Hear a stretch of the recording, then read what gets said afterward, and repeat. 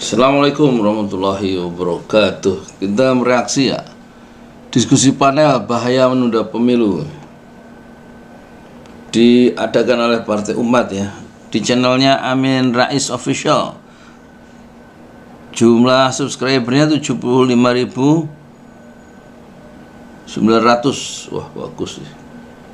Bismillahirrahmanirrahim. Tak bisa apa-apa. Maka siang hari ini saya ingin kedua kawan saya ini memberi pencerahan, baik itu secara akademik maupun secara filsuf, yang nanti keduanya mewakili dua klaster tersebut. Dan waktu pertama saya berikan kepada Pak Bu Kusnul dulu secara akademik. Atau Cusnul. Tadi perjanjiannya kalau hanya dua, pertama Mbak Kusnul, tapi kalau tiga Mbak Kusnul terakhir kan. Nah gitu, jadi Mas Refli nggak hadir, sekarang Mbak Bu Kusnul dulu. Refli harus sakit flu katanya. Udah damai-damai. Baik, agar acara ini lancar, mari kita buka bersama dengan lafaz basmalah. Bismillahirrahmanirrahim. Waktu perdana kami silakan sepenuhnya untuk Bu Cusnul. Silakan. Cusnul.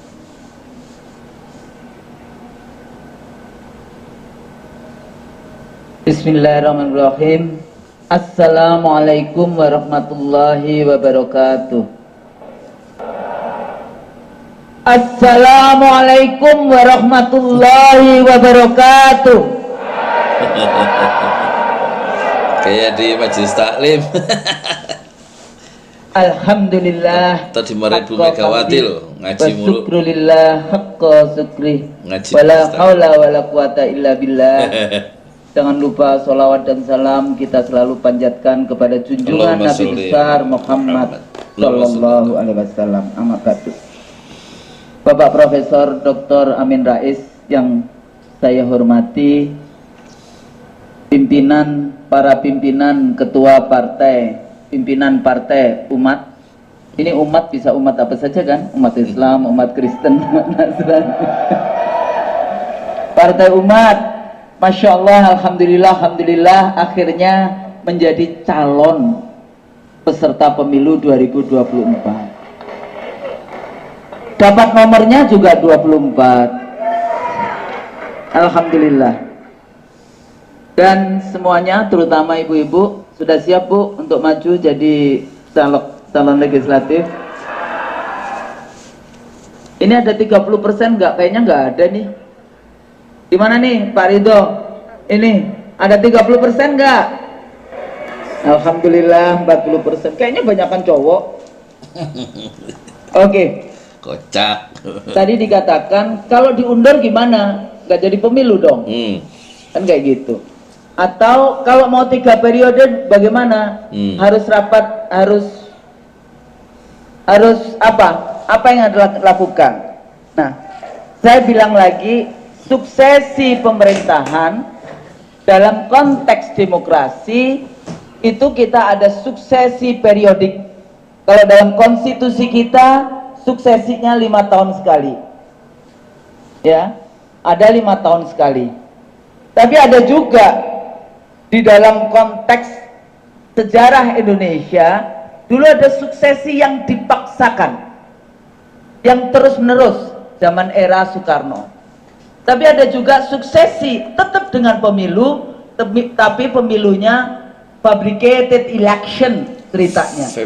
Pasti partai pemerintah menang, tinggal berapa persen kemenangannya. Pernah kita punya sejarah seperti itu. Orde baru ya. Nah, kalau kita bicara tentang hari ini, itu ada beberapa kelompok. Satu kelompok yang ingin memperpanjang. Yaitu kelompok istana. Ingin diperpanjang masa jabatannya, ingin diperpanjang periodenya. Pertanyaan saya, emang negara kita, emang kemarin pemimpinnya ini udah bener? Ya. Hah? Udah melindungi segenap tumpah darah Indonesia enggak? Apa? Sudah mencerdaskan kehidupan bangsa tidak? Sudah mensejahterakan rakyat Indonesia tidak? Jadi rakyat mana yang disejahterakan? Rakyat Vietnam, rakyat India, rakyat Cina, rakyat Australia. Kenapa? Karena impor garam itu 95% untuk industri impornya dari Australia. Jadi rakyat Australia yang diinikan. Negara sudah dikapling-kapling tidak untuk diberikan kepada segelintir kekuatan oligarki di Republik kita. Nah ini persoalan. Kecuali ternyata dia sudah sangat dekat seperti seorang nabi yang benar-benar rahmatan lil alamin, kayaknya kita perpanjang, ya udah kita perbaiki. Kan enggak.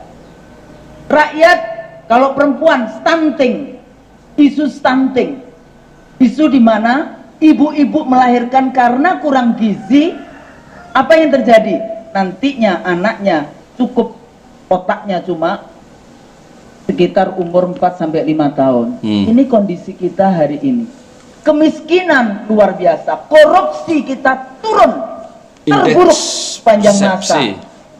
Ya. Persepsi korupsi 34. Nah, di sini letaknya memperpanjang untuk kepentingan siapa?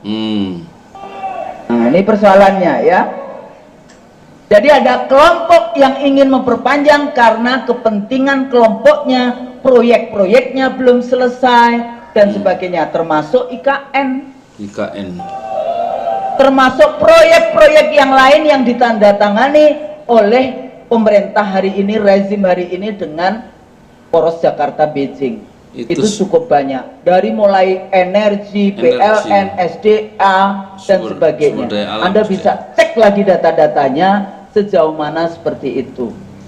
Jadi negeri kita hari ini itu dikuasai 1% penduduk menguasai 50% kekayaan negara Republik Indonesia. Ya, ini persoalan. Kira-kira di sini ada nggak wajahnya yang 10 terkaya di Indonesia? Ada nggak? Tapi apakah itu hegemoni domestik saja? Enggak, global juga demikian. 8 orang terkaya di dunia menguasai 50% keuangan dunia. Nah ini persoalan. Jadi kalau tadi demokrasi, Anda harus merumuskan demokrasi yang seperti apa yang ingin kita bangun di negara tercinta Republik Indonesia ini. Kenapa? Karena hari ini yang kita praktekkan adalah demokrasi liberal. Nah ini apakah dia mau menjelaskan demokrasi liberal ya, kita lihat. Liberal, market centered paradigma pasar. Ada nggak kelompok lain? Kan mereka tidak satu-satunya. Kalau mereka memaksakan, ada kelompok lain. Kelompok lainnya siapa? Yang ingin kembali kepada Undang-Undang Dasar 45. Jadi yang satu tadi kelompok yang ingin memperpanjang kekuasaan, memperpanjang periode kekuasaan itu, dan ada kelompok yang ingin kembali ke Undang-Undang Dasar 45 seperti Lanyala Mataliti yang pernah dia ngomong jelas itu dalam forum Kadin ya di Solo kalau tidak salah ya. Kembali ke Undang-Undang Dasar 45 yang asli, nggak apa-apa, terserah nanti setelah itu Pak Jokowi mau memperpanjang 2 tahun kayak 3 tahun nggak terserah, yang penting kembali ya, mengeluarkan dekret kembali ke Undang-Undang Dasar 45. Ada kelompok itu ya. Ada, tapi memang banyak misconception di dalam konteks ini. Berpikir kalau kembali itu artinya periodenya seperti zaman Soeharto dulu. Enggak, mereka masih ingin tetap 2 periode. Mereka berpikir militer akan terjadi otoritarianisme. Apakah kemudian difungsi ABRI akan ada lagi? Emangnya hari ini tidak difungsi polisi? Difungsi Jangan polisi. sampai NKRI bukan negara Republik Kesatuan Republik Indonesia. Negara kepolisian. Negara kepolisian Republik Indonesia. Kan susah. Ya. Nah ini persoalan. Banyak persoalan-persoalan yang memang harus disiapkan. Tapi MPR memang itu kita punya multikameral di dalam parlemen kita. Apa itu? Ada MPR, ada DPD. Tapi DPD itu sebetulnya nggak berfungsi hari ini. Karena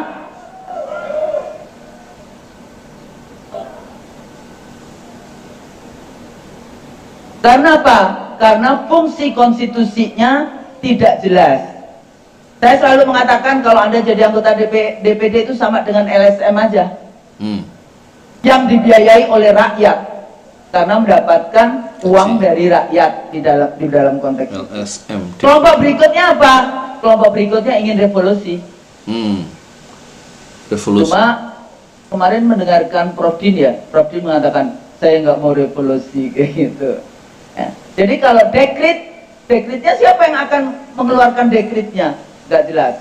Maka karena ini Anda sudah mendaftar untuk jadi calon peserta pemilu, tentu saja pikirkan bagaimana merebut kekuasaan dengan cara pemilu halal. Pemilu halal. Jangan tergiur money politics. Punya uang pasti menang. Salah. Selama saya menjadi pembicara untuk Bintek DPRD, pertanyaan saya bapak-bapak, ibu-ibu anggota DPRD, siapa yang kemarin menang dengan cara halal? Angkat tangan. Tidak ada yang angkat tangan. Ibu-ibu, saya melatih ibu-ibu jadi caleg. 4 jam kita udah latih. Untuk pemenangan Anda bisa memiliki yang namanya modal sosial. Punya jamaah, punya konstituen, punya ormas, punya organisasi. Manfaatkan itu, kapitalisasi itu. Jangan percaya punya uang pasti menang. Itu artinya Anda membunuh Tuhan. Ya, Anda imannya kiwir-kiwir. Kiwir-kiwir. Siapa yang di sini tidak percaya qada dan qadar? Ya, insya Allah Partai Umat sudah dicatat di atas sana untuk bisa masuk di parlemen dan memberi kontribusi terhadap perkembangan kemajuan negara Republik Indonesia. Seneng diomongin gini. Jadi harus apa? Harus bekerja ya, dan berdoa agar Allah mengijabahi cita-cita dari bapak-bapak dan ibu-ibu. Dengan cara apa? Social capital harus dimaksimalkan. Social capital. Tapi Bu, kalau nggak punya uang, kata Bung Tafa Nahra tadi, nggak bisa. Kos politik pasti ada. Kos politik, ongkos. Tapi kalau politik. Anda suap rakyat dengan 20.000, katanya dalam politik, dalam demokrasi, Vox Populi, Vox Dei. Suara rakyat, suara Tuhan. Masa suara Tuhan dibayar 20.000? Ya, jadi reach out ke pemilih, knock the door. Knock the door. Ya, sampaikan kenapa Anda ingin berkuasa, kenapa Anda ingin menjadi anggota DPR di dalam konteks itu. Dan kalau janji mesti nanti harus ditepati, amanah. Jangan jadi munafik. Ya. Jangan sampai Anda sudah menang di DPR, yang Anda lakukan lupa kepada umat, padahal namanya Partai Umat. Nah ini penting, ya, ada kos politik. Pelajari regulasi yang ada di KPU. KPU masih ada nanti rekrutmen, sebentar lagi rekrutmen provinsi, kabupaten, kota. Ini yang saya selalu katakan, KPU tidak akan jadi penyelenggara pemilu yang kuat. Kenapa? Karena siklus KPU-nya tidak membuat KPU-nya kuat. Akhirnya dia baru jadi anggota KPU petentang-petenteng sebagai pejabat, akhirnya tidak amanah. Bisa juga. Perhatikan itu, di mana manipulasi-manipulasi yang ada. Pertama DPT. Daftar pemilih. DPT ini tricky. Tricky. Apa itu tricky? Dan setiap 5 tahun ini menjadi masalah. DPT bisa digelembungkan, bisa diciutkan. Anda nanti perhatikan di setiap TPS kalian itu harus ada yang mengawasi, terutama DPT. Itu manipulasi itu di situ. Manipulasi berikutnya di mana? Kecamatan. kecamatan. Karena dia jauh dari TPS dan dia jauh dari KPU. Karena jauh, dengan mudah mereka akan terjadi manipulasi dan sebagainya. Itu di kecamatan. Kita nggak bisa ngawasi. Selain Anda berdoa kepada Allah, semoga malaikatnya itu memberikan bantuan kepada kita semua, dikirimkan malaikat-malaikat kecil untuk membantu supaya tidak dimanipulasi. Alhamdulillah hujan ya. Baru kemudian, apakah bagaimana ke MK? Kalau bisa jangan sampai ke MK. Kenapa? MK. Bagaimana kalau nggak ke MK? Rakyat berdaulat. Pakai jalur politik saja, jangan jalur hukum. Untung di sini nggak ada Refri Harun yang hukum. Karena kalau jalur hukum, emangnya data-data Anda dibaca oleh anggota, oleh hakim Mahkamah Konstitusi? Enggak. Ya. Jangan pakai. Pemilu 2019 Anda evaluasi. Kalau dulu di pemilu 55 suara Masyumi itu ada di kota-kota besar dan luar Jawa. Suara NU itu ada di Jawa dan desa. Kalau di 2019 Anda bisa lihat 9 partai politik itu terbesar suaranya. Kira-kira Anda mau mengambil suaranya siapa? Ya, jadi bikin strategi pemenangan pemilu. Bagaimana caranya menjaga? Memang fungsi menjaga suara itu harusnya KPU. Rakyat sudah membayar triliunan untuk KPU menjaga suara rakyat aman sampai di Jakarta. Tapi nggak bisa dipercaya persoalannya. Oleh karena itu, mudah-mudahan di dalam konteks ini Anda masukkan kategori yang ikut pemilu. Kecuali sebagian dari sini yang kategori untuk revolusi. Ada nggak? Nah, kalau yang ikut pemilu, fokuskan di dalam pemilu itu.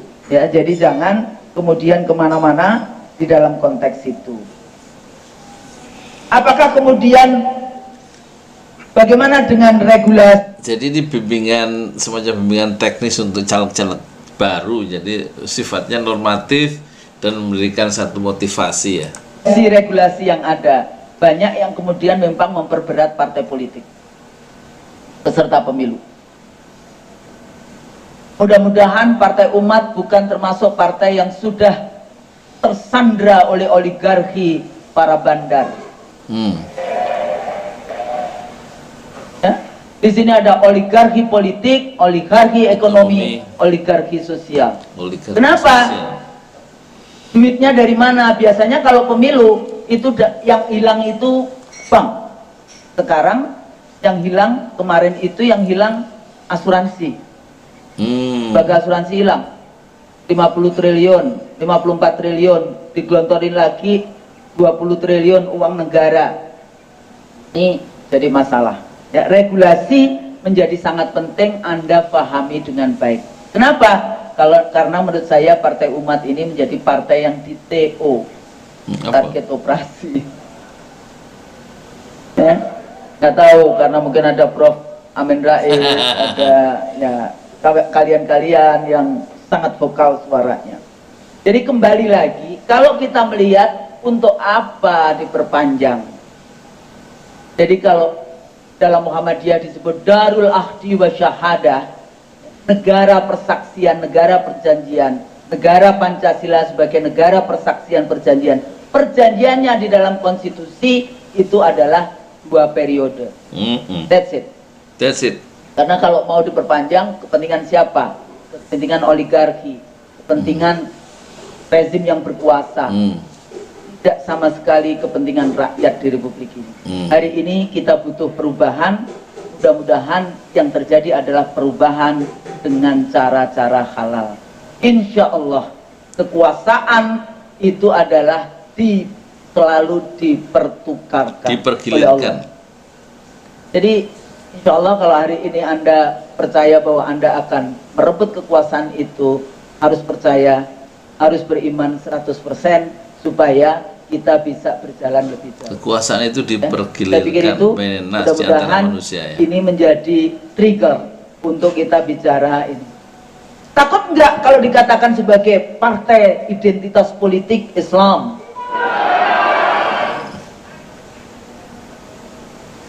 Gak masalah, dalam ilmu politik itu biasa saja.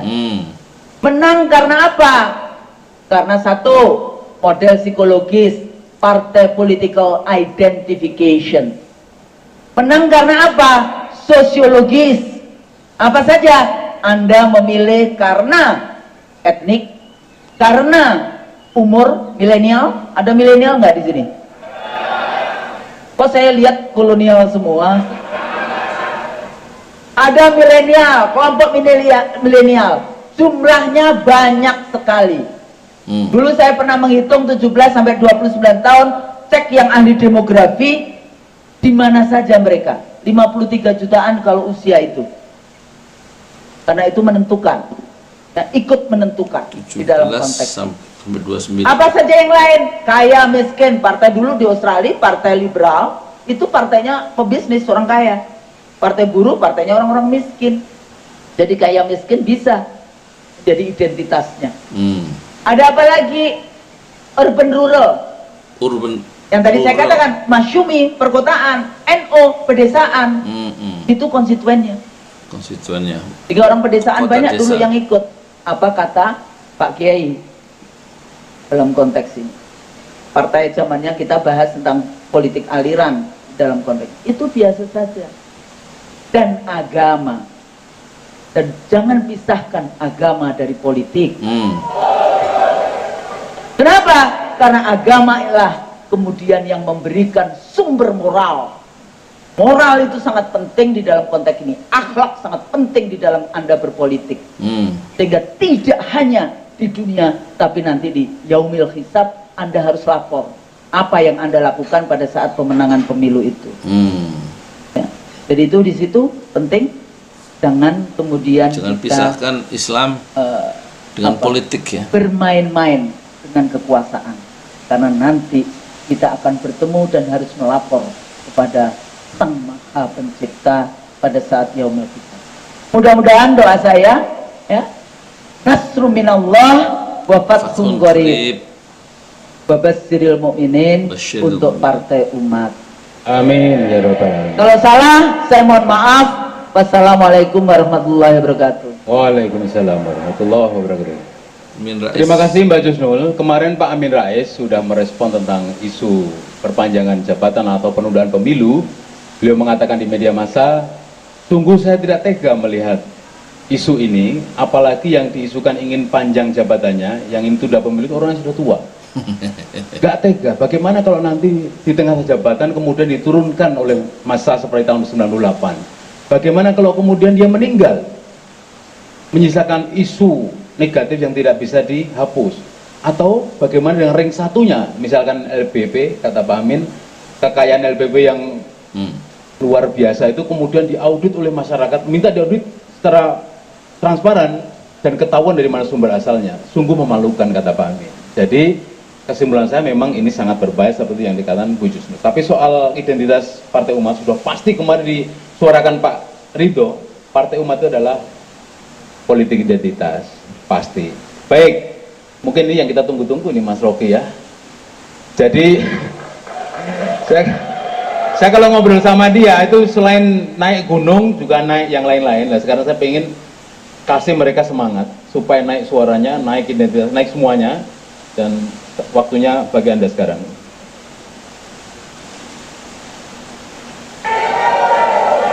Apa?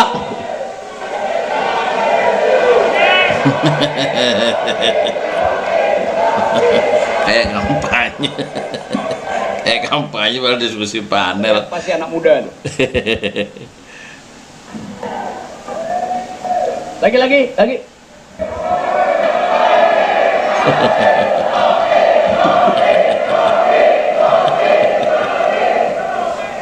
Oke. Politik itu ada dua momentum. Momentum mengisi otak.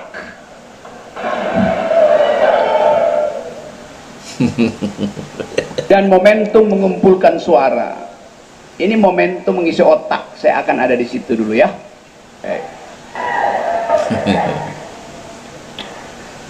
Pertanyaan pertama, kenapa saya diundang di sini? Kenapa saya diundang oleh Partai Umat yang identitasnya adalah Islam? Apa karena saya Islam?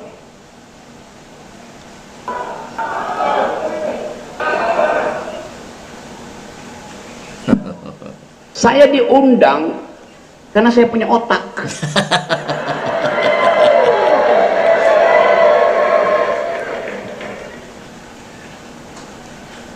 Dan itu kapital pertama yang diberikan oleh Tuhan pada manusia, otak.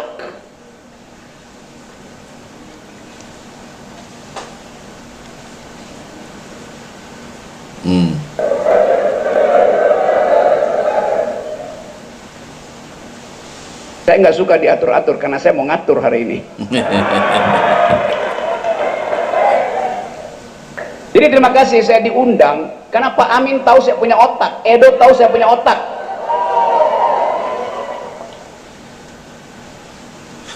Sombong amat.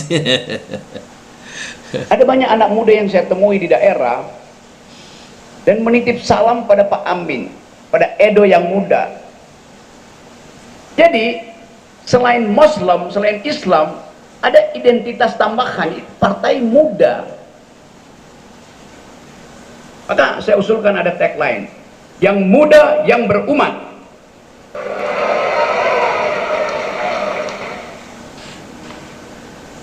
Umat artinya memihak rakyat. Dasarnya itu. Tanpa umat, republik tamat.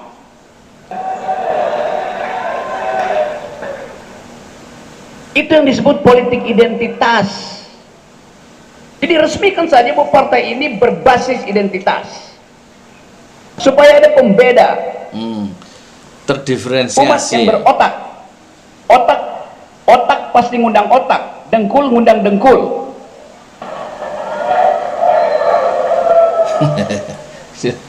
Nanti ada partai yang mulai nyinyir. Rocky Gerung non muslim ngomong di partai muslim. Itu artinya partai dengkul karena takut mengundang saya.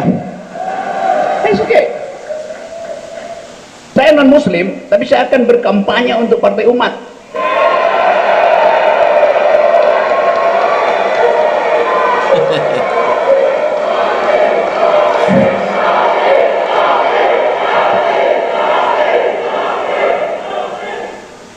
Kita akan kampanye dengan argumen, bukan dengan sentimen.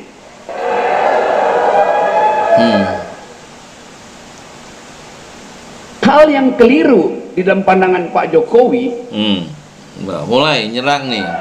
Mulai nyerang Pak Jokowi. Saya hanya meneruskan kekeliruan yang dideteksi oleh Pak Amin. Apa? Itu menganggap bahwa politik identitas itu buruk.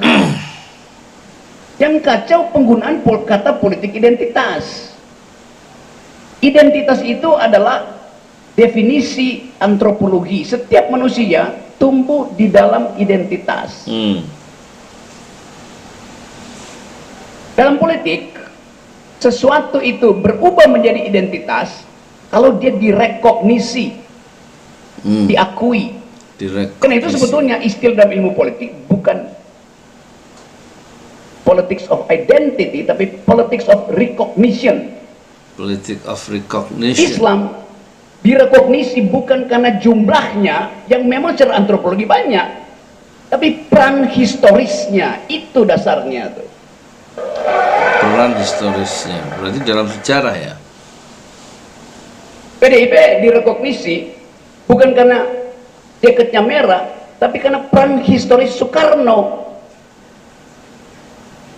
Dan sekarang Soekarno itu peran historisnya dikerdilkan sekedar sebagai nama sebuah keluarga. Itu kritik saya. Soekarno itu nama bangsa, bukan nama keluarga. Apakah Soekarno pernah mendorong politik Islam? Yes. Tak mungkin negeri ini, kata Bung Karno, ditumbuhkan tanpa partisipasi real dari majority, yaitu Islam.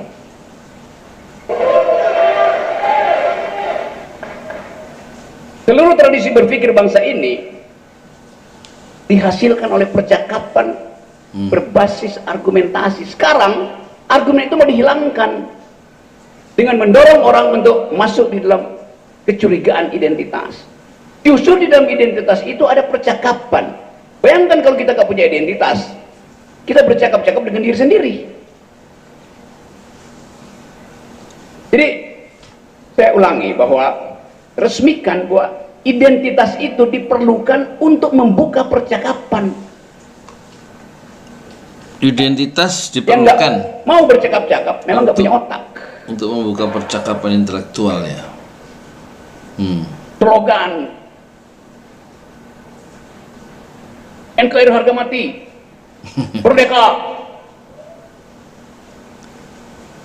Hal-hal semacam itu yang saya ingin ubah di dalam cara kita berpolitik. Saya masuk pada keadaan hari ini, itu tema hari ini. Gelagat penundaan pemilu, gelagat penundaan pemilu.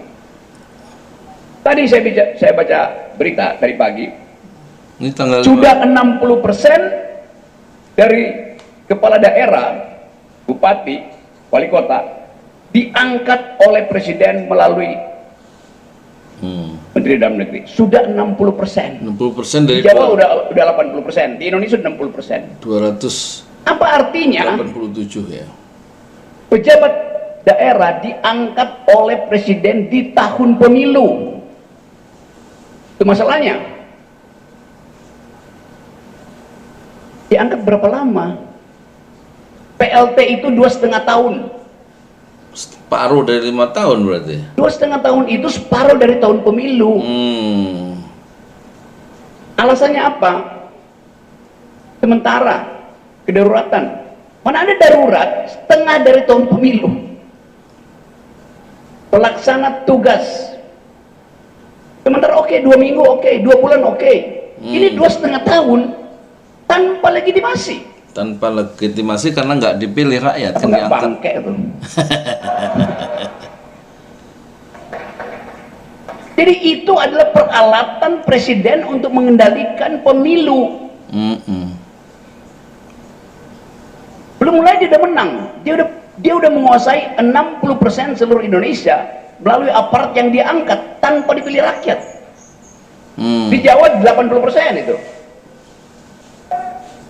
Jadi kalau pemilu mau ditunda, peralatannya udah ada. Gubernur, bupati datang ke daerah, bujuk rakyat. Ini karena kesulitan ekonomi, maka kita mau tunda, dikumpulin di alun-alun. Tapi supaya kalian tidak kecewa, kami bawain BLT. Kan itu, nenteng goodie bag, tas dibagi-bagi. Tapi kita tunda dulu pemilu ya.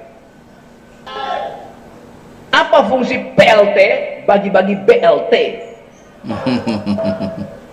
Buat membujuk rakyat untuk menunda pemilu.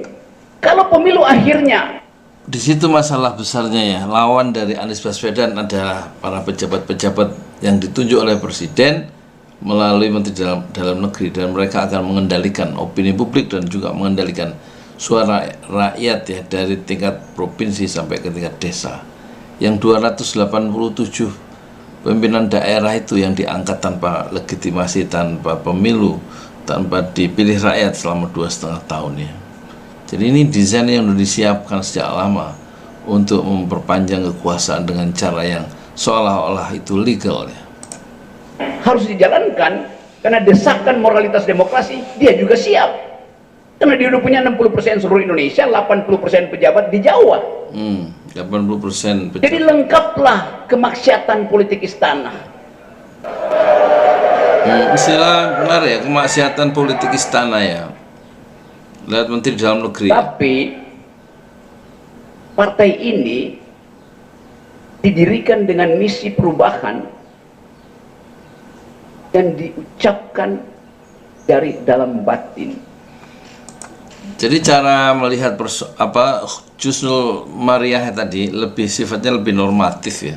semacam pembekalan untuk calon legislatif, sementara ucapan dan uraian dari Rocky Gerung barusan ini sangat diametral dengan Yusnul Maria. Dia lebih sifatnya bukan hanya elaboratif tetapi lebih visioner ya, bagaimana mendobrak ya status quo yang diciptakan oleh penguasa sekarang ya.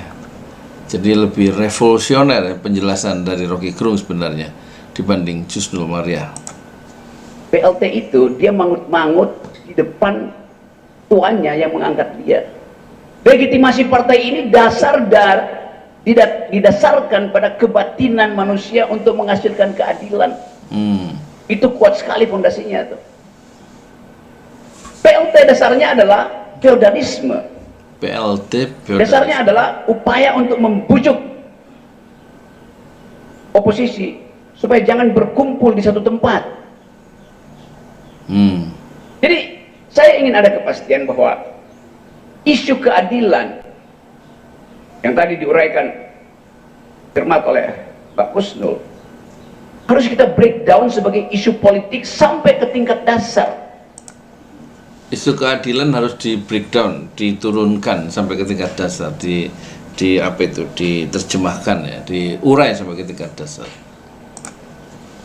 Tadi malam saya masih ada di kaki Gunung Gede, bertemu dengan petani yang resah karena akan ada eksplorasi panas bumi di Gunung Gede. Di Gunung Gede itu gunung tempat saya setiap minggu saya ada di situ, naik ke puncak Gede, turun lagi tuh.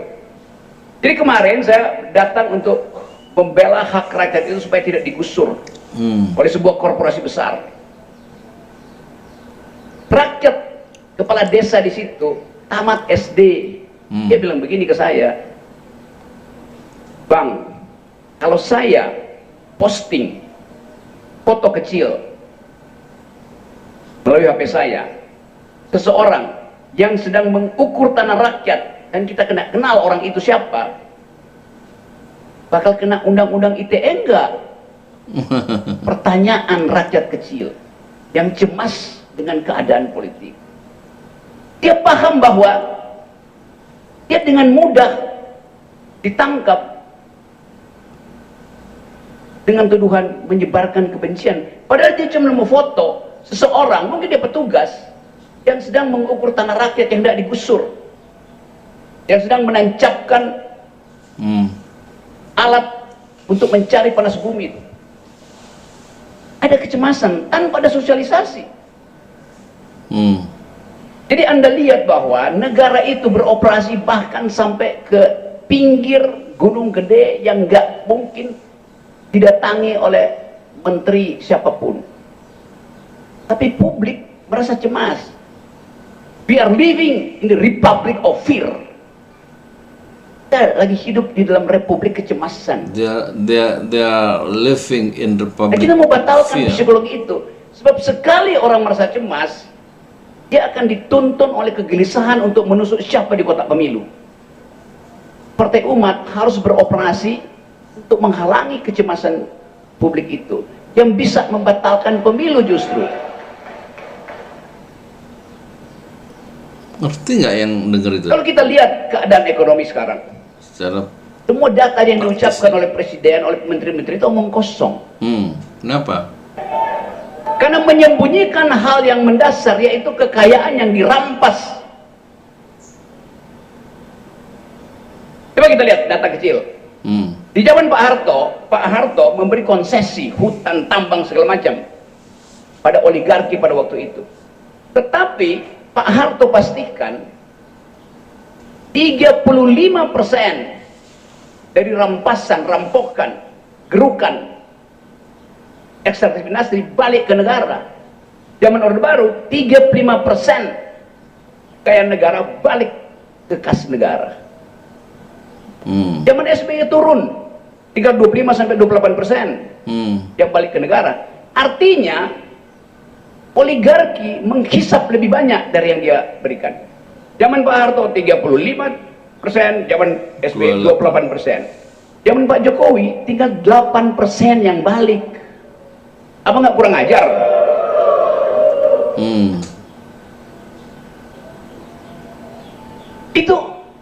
keadaan real di kita. Berita kemarin, tahun 2022 kemarin ada 1 juta PHK. 1 juta. Kalau 1 orang menanggung 4 orang, artinya ada 4 juta pengangguran baru. Sementara data perkawinan kita di tahun 2022 ada 2 juta perkawinan. Masih berantakan perkawinannya. Karena Begitu kawin, pasangannya di PHK, bubar perkawinan. It's logiknya begitu. Pada waktu itu Pak Jokowi bilang, kita gembira karena masih ada orang yang kawin, 2 juta orang kawin, ada 4 juta bayi yang akan dilahirkan, itu bonus demografi. Di mana ada bonus demografi, orang melahirkan dalam kesulitan ekonomi, bayi itu pasti sengsara. Selamat datang Pak Gadot, langsung naik ke panggung. Ya. pakai musik Pak Gatot Nurmantio.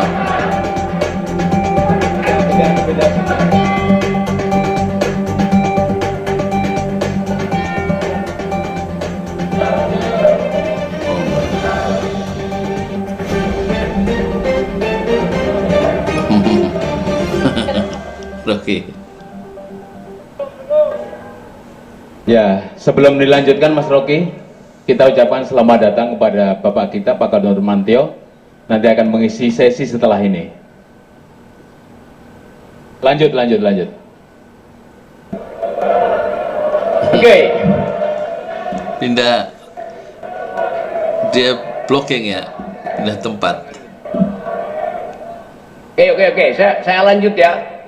Saya bilang tadi, ini momentum mengisi otak. Nanti momentum untuk cari suara, denger aja dulu.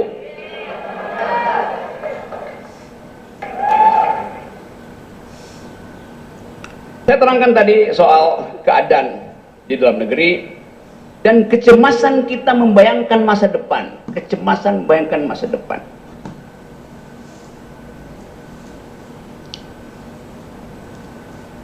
Kemarin saya bicara dengan seorang anak muda dari Papua.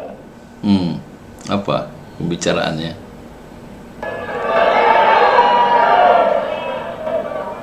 Saya tahu kalian mengalami kesulitan kan? Yaitu kesulitan untuk merdeka.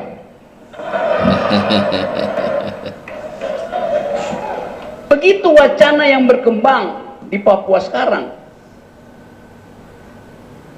Bagi mereka, kesulitan terakhir bangsa itu yang adalah sahabat kita, kesulitan untuk merdeka.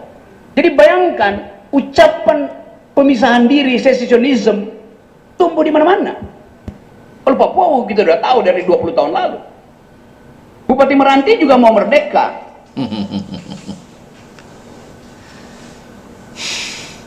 Bupati Halmahera juga kasih sinyal begitu. Karena kekayaannya. Karena kesel, kata Pak Jokowi, merdeka, Ternate Utara melebihi pertumbuhan ekonomi seluruh dunia, tumbuh 23%. Si bupati itu bilang, ini orang bodoh apa yang ngomong begitu? Karena dia ngomong tentang agregat, padahal yang numpuh cuma 4 orang yang menguasai nikel batubara di situ. Jadi presiden selalu mengambil data makro yang sifatnya agregatif tanpa melihat disparitas. Disparitasnya tadi ditunjukkan oleh Disparitas. Kusnul. Kesenjangan ya. Jadi kita ada di dalam pembohongan statistik. Itu yang terjadi di kita. Semua ini mau kita katakan supaya diberitakan pada rakyat bahwa penipuan negara terhadap rakyat sangat sistematis itu.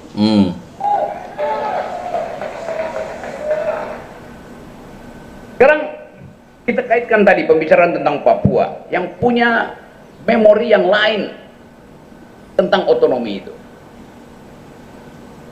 Kalau kita deteksi, Apa poinnya? ada diplomasi di Indo-Pasifik.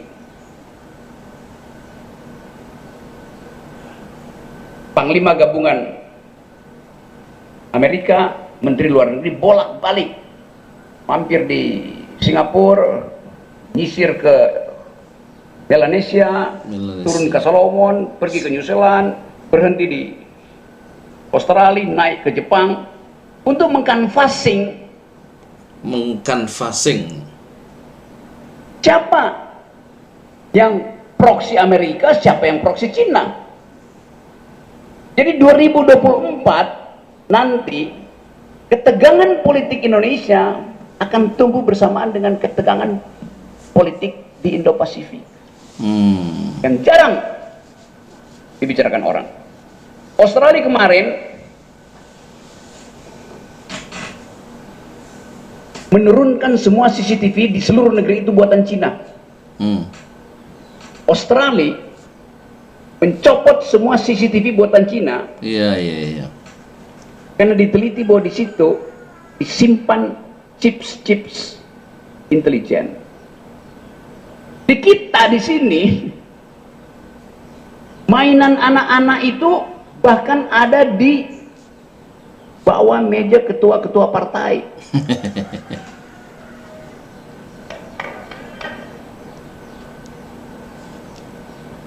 Dengan energi 0,0002 watt dari mainan itu diupload informasi. Masya Allah. Jadi negeri ini rentan dipermainkan oleh transaksi proksi politik global.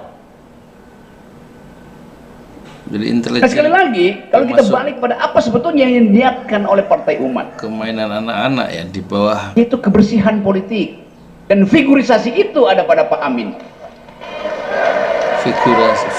figurisasi kebersihan Kalau dalam partai ini politik. berbau busuk, korup, nggak mungkin saya datang.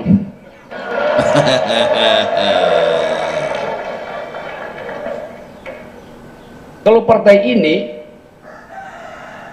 wirawiri di koalisi, pasti saya semprot. Koalisi yang dari awal dimaksudkan untuk membelah rakyat. Hari ini koalisi, besok konferensi pers untuk membentuk koalisi baru. Apain coba? Jadi keteguhan sebuah partai adalah dia tahu identitas dia, dan dia tahu misinya, dan dia tahu arahnya, dan dia tahu timingnya.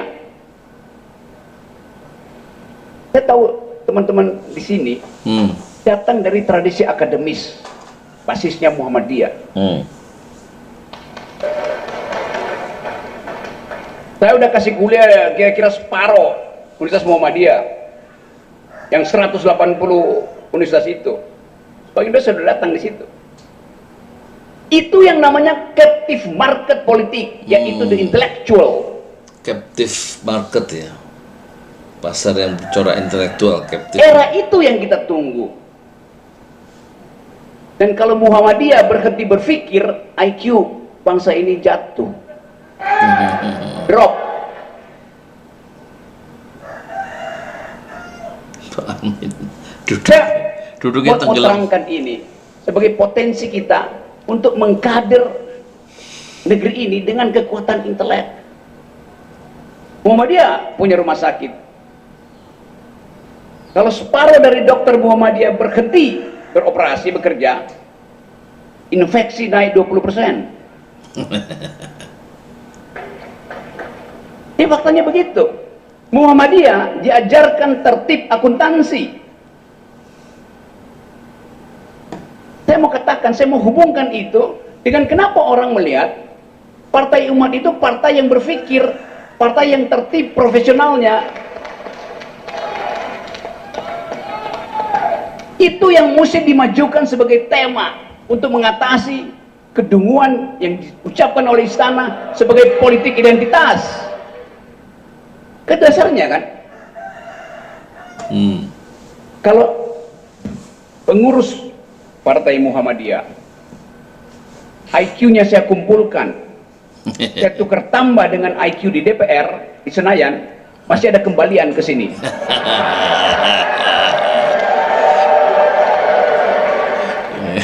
Bisa aja Rocky. Jadi saya kunci aja bahwa kita sedang menghidupkan politik yang basisnya adalah pikiran, karena itu yang tidak ada selama 7 tahun ini.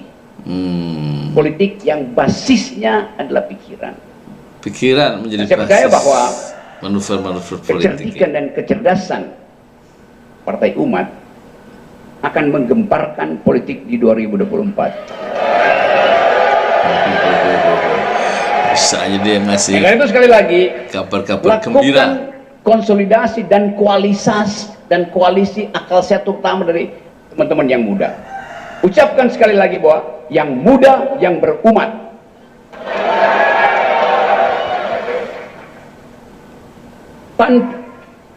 Ulang, yang muda yang berumat. Yang muda.